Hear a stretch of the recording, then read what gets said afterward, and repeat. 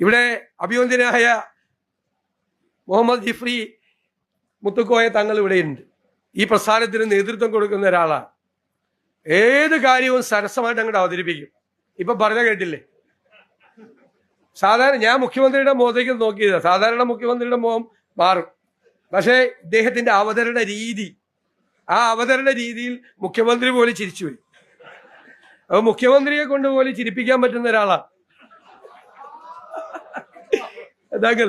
ഞങ്ങളൊക്കെ ഏത് പ്രതിസന്ധിയിലായാലും ഏത് പ്രശ്നത്തിൽ ഇടപെട്ടായാലും അടുത്ത് ചെന്നിരുന്നാൽ മതി, 5 മിനിറ്റ് മതി. നമ്മൾ തിരിച്ചു വരുന്നത് മുഴുവൻ ശക്തിയോടും കൂടിയാണ് വരുന്നത്. പറയുന്ന വാക്കുകൾ, കോരിച്ചൊരിയുന്ന വാത്സല്യം, സ്നേഹം, ഞങ്ങളെ അത് മറക്കാൻ പറ്റില്ല.